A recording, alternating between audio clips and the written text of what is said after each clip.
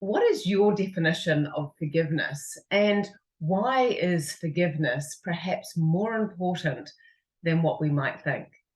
It's a really great question. And I would define forgiveness as a returning to our wholeness.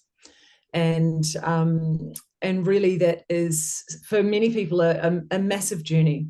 As we journey throughout our life, certain things happen. Certain characters come into our lives and play certain roles. And sometimes those characters don't turn out the way that we would love them to be. And certain situations can change the course direction of our life.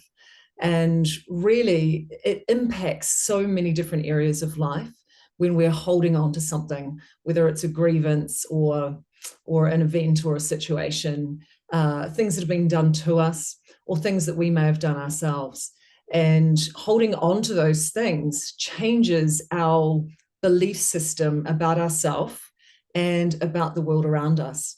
And so forgiveness is really about journeying into those situations and events or into those particular characters in our life and finding a new way of looking at those situations so that we can turn something that was potentially, damaging in some way or very hurtful or harmful in some way into something that is actually able to empower us.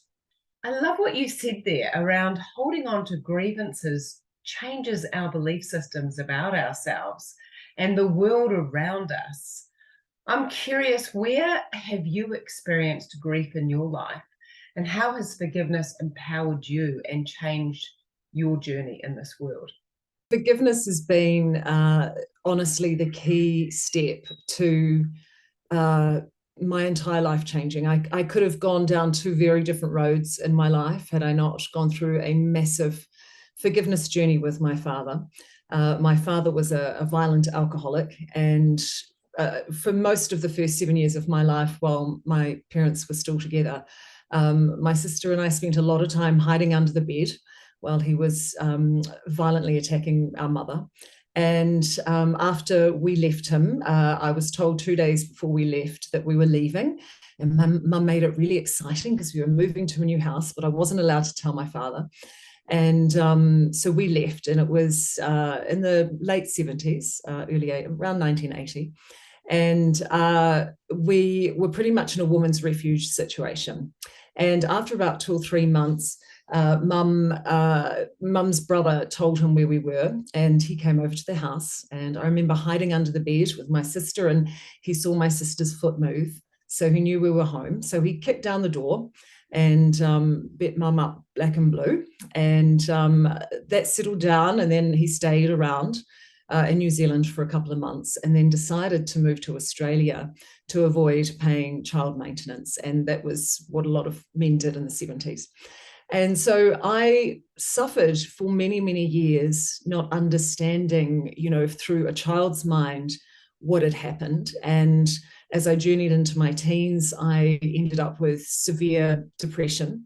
And there wasn't a language for that in those days. But I remember going to bed 2 hours early for a couple of years just to cry myself to sleep. And I know those mantras upon reflection were, I'm not worth it. He didn't stick around. I'm unlovable. There were so many different core beliefs that had attached within my own mindset about who I was.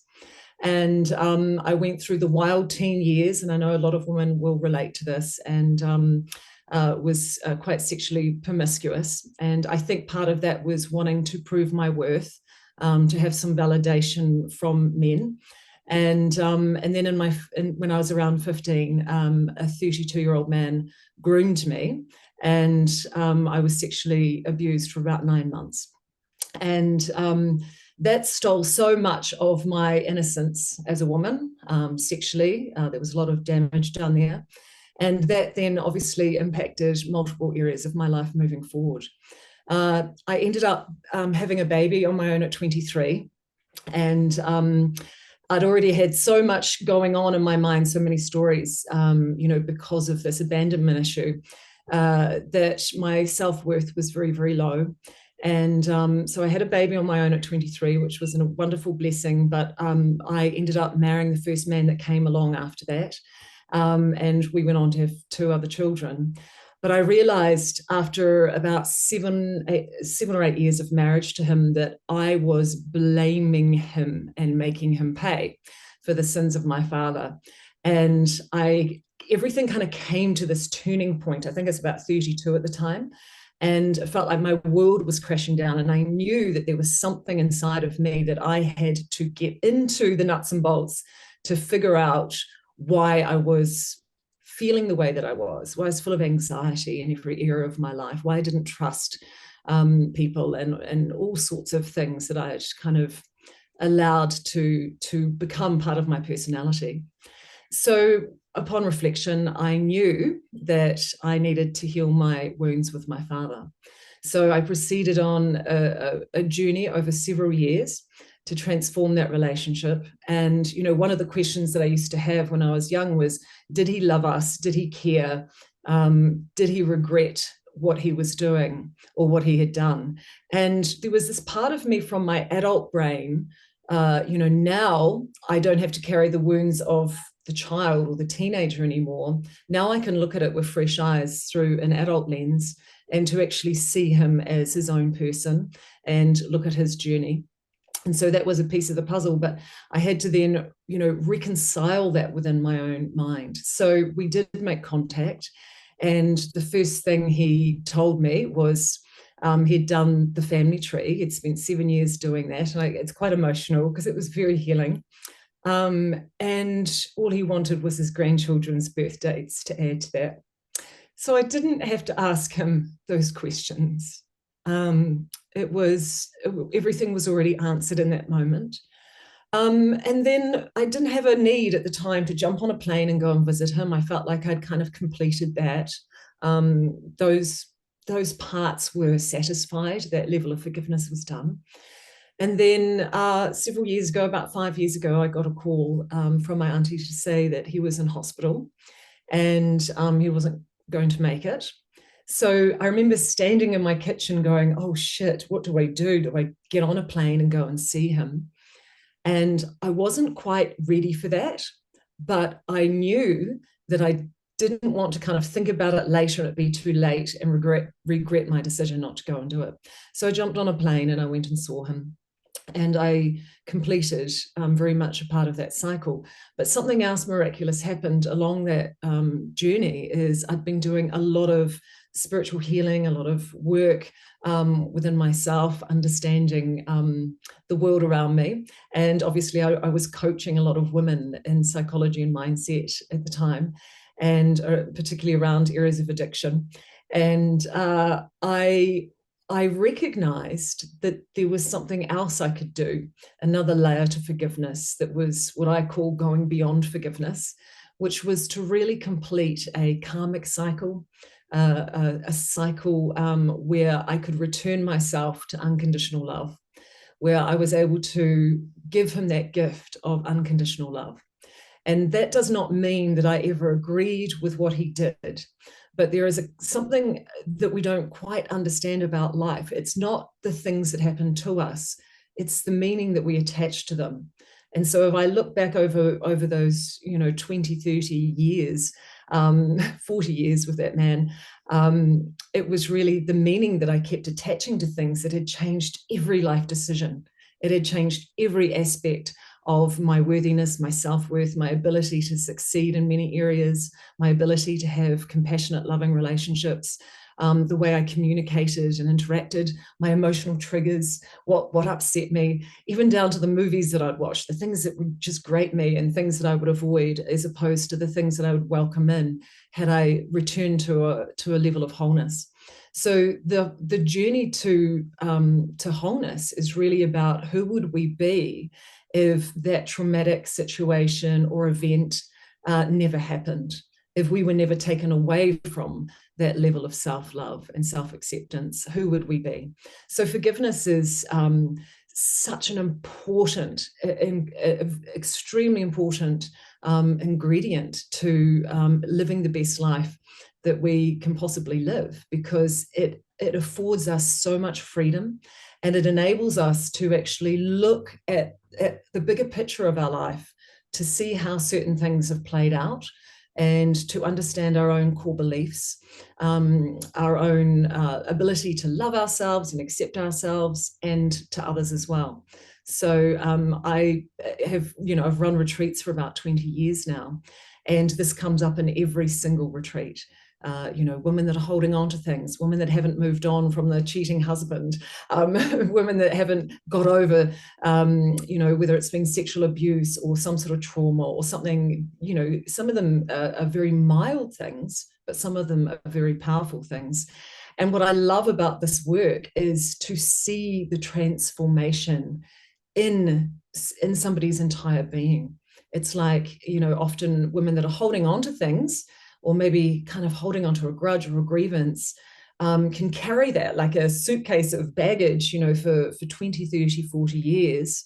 And to see them unpack that, there is something, you can see their whole energetic system, they light up. You can see this freedom that it's like a cloud being lifted off. And it's so incredibly powerful and beautiful to watch women literally take situations and what they've made those mean, and then reframe them in a way that all of a sudden this whole new world lights up in front of them. It's one of my favorite things to do with women. I love that question. Who would you be if that event didn't happen? Reminds me of Eckhart Tolle.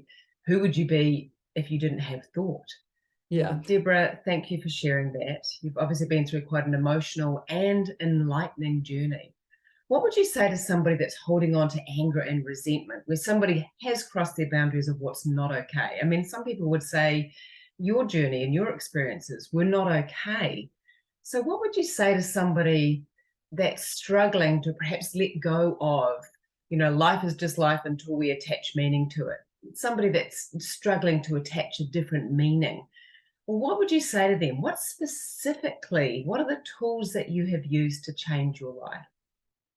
It's a great question because, I grew up with a sister, and my sister's going to take this to her grave, and she will never forgive. And so it's kind of interesting for me to see the contrast of how it's completely changed my life. And, and as opposed to someone that just operates over the top of something, buries it down, pretends like it hasn't affected her, and is going to take this to the grave. The big thing is, and this is one of the most important things that we can do on this planet as we journey through life, is understand the lessons, understand, and it's a way of reverse engineering, taking us from a victim into a creator mindset. That, okay, if I was coming down to earth and I needed to learn certain things, why would I choose the parents that I would? Why would I put certain situations in my path? Well, there's only one reason we would choose those sorts of things, because there is something in there that's going to trigger a polarity into negative emotion for us to wake up. And that awakening process sends us on a path and a journey to heal and return to love, which is our own innate wisdom. We are love. And so I feel like sometimes situations happen that we go, oh, that is like a challenge. So as I went through this process, I just kept saying, what are the lessons here for me to learn? What can I learn from this? How can I grow from this? Because we've got two choices when these things happen to us, when events happen to us. We can either go down with it, which means the perpetrator actually wins in a sense, because we're sucked down into a negative way of thinking or viewing the world, or we can actually rise up and we can look at it from an empowering perspective to go, no, you are not going to take my ability to love myself away from me. You're not going to take me away from my ability to love others. And so for me, it's that holistic healing piece of looking at situations with a choice and deciding for ourselves, okay, right, I was down that rabbit hole for 20 years, but I'm kind of done with it now. And is there something else? Is there something more that I can grow from this experience and learn from this experience? There's another side to this, that family trauma passes down generations. And I think as women, if we can look at some of the family trauma, and it is passed down, because what happened to my mother, happened, and my father was part of the programming, part of the stuff that I heard growing up. You're just like your father, and so then we play out those core wounds with the next generation and the next generation. And so there's so much intergenerational trauma, and we are now in a place in the world where this information is available to us, where we can actually unpack the family lineage of this karma, really, and these traumatic events, and shift the energy so that we're not carrying it, so that we can become inspiring to our children and to our communities, to say, I'm healed. And so whatever you go through in life, you're going to be okay. It's going to be okay. I love that. Healing and letting go of the pain connected to others, to heal ourselves. That in turn feeds into our families, our communities, our world. Deborah, I am getting really excited about our annual conversations with Deb that's coming up. I believe that last year your subject was on shame, and the topic the year before was trauma, and this year it's all around forgiveness. So what can we expect? What is this event going to look like? It's a great question. I probably should have started with forgiveness, because I think it's an essential one, but I had to start with trauma because people needed to understand, why they are who they are. Then we had to cover shame, because shame explains, once we realize certain things about ourselves and we're bringing that to our attention, it's quite natural for a lot of people to drop into shame, because think, my thinking's been wrong. I've been living my life all wrong. I've been making other people pay for this. So we have to heal that piece. So that's really important. But the forgiveness part, and the reason why this is such an important, probably the most important 2-day event I've ever done, is that I'm able to take, my own journey, plus all of the years of research into this, studying psychology, working with women for 25 years in my clinic, and then all the retreat work that I've done around the world.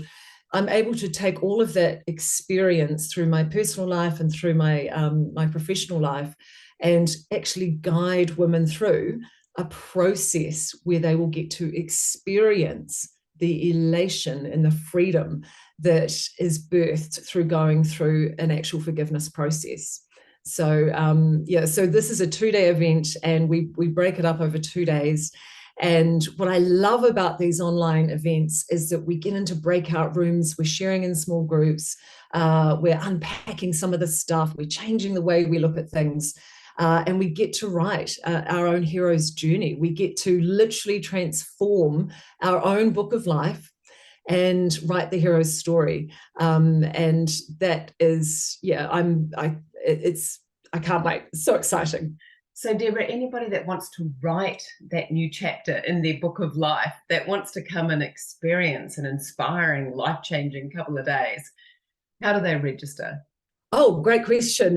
Click on the link somewhere on this page, and all the information's there, with the dates and times. And I would love to see you there.